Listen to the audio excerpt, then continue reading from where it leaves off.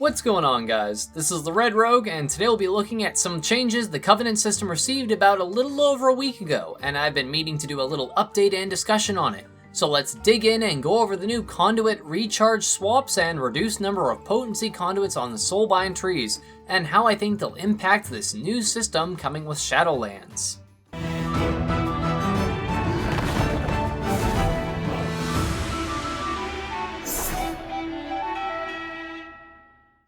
As I'm sure most of you are aware by now, Covenants are a big focal point of Shadowlands. Your leveling process will bring you through all of the current known zones of the Shadowlands, as well as introduce you to each of the 4 Covenants.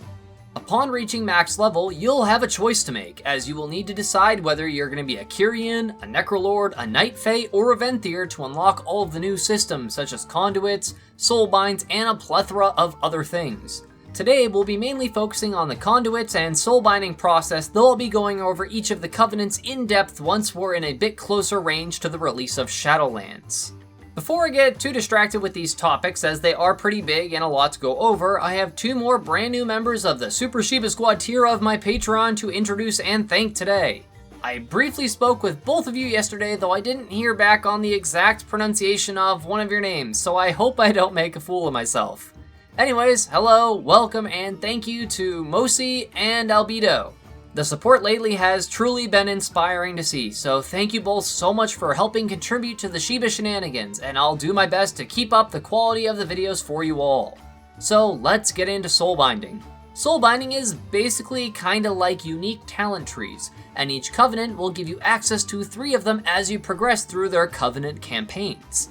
Each Soulbind has a bunch of specific traits you can choose from, as well as empty slots for items known as Conduits.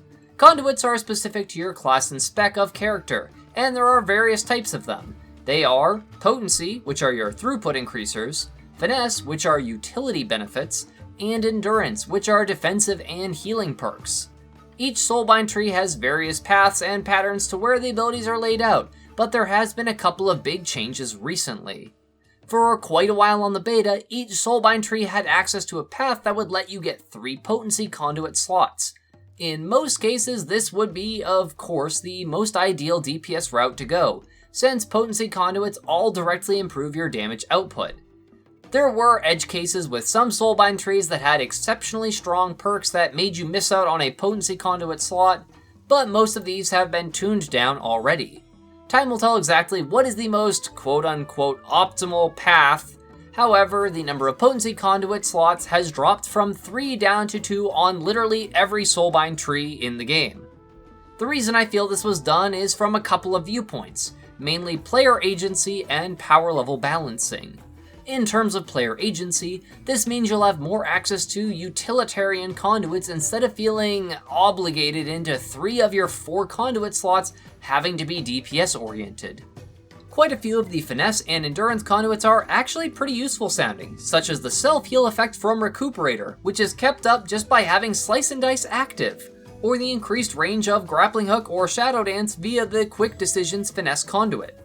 It also means that you have to really seriously make a decision about which potency conduits you'll want to use, as we'll have access to 5 total potency conduits in each spec as of now with launch of Shadowlands, if you include your Covenant specific one, but you'll only have room for 2 at the most. To be fair though, some of the potency conduits still sound laughable at best to consider, such as the Sleight of Hand Roll the Bones conduit, which gives you a chance for Roll the Bones to instantly come off cooldown. Oh boy. The other half, power level balancing, I think, has been a real concern of Blizzard's with Shadowlands.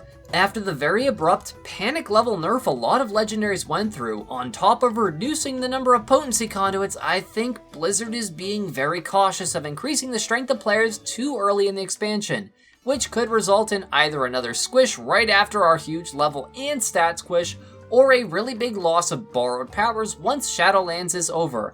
And yes, I do think that Blizzard already thinks one expansion ahead once one has already been announced and is already basically done.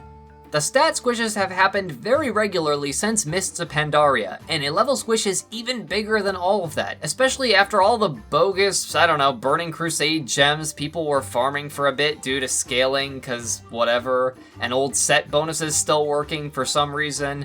They still all worked after pre-patch, but yeah, I think Blizzard's definitely aware of the immense amount of power that comes from each expansion, to the point where these squishes and whatnot almost seem second nature.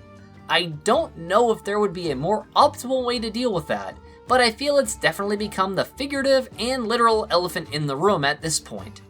So outside of the Soulbind conduits and the reasons I think they're doing all these changes, we have a new game system to contend with. Previously, you could only change your conduits in a Soulbind tree once a week. This was met with criticism from players that felt they should be able to change their conduits as they feel the need to, especially due to the fact you are supposedly locked into being dedicated to a specific covenant. The Soulbind tree in itself is an inner working mechanic to the covenant you're dedicated to, so to some players this seemed like a fair trade-off. However, prior to this change, it was once a week per Soulbind and that's it, that's all you got, and the Soulbinds are locked behind time-gated campaign progression. This drew concern to the need or desire to play off-specs, which Blizzard has reverted to a certain degree. You will now earn Conduit Energy for every new conduit you earn, as well as every 24 hours with a cap of 10 Conduit Energy total. Each Conduit Energy is then used to change a singular conduit in your tree.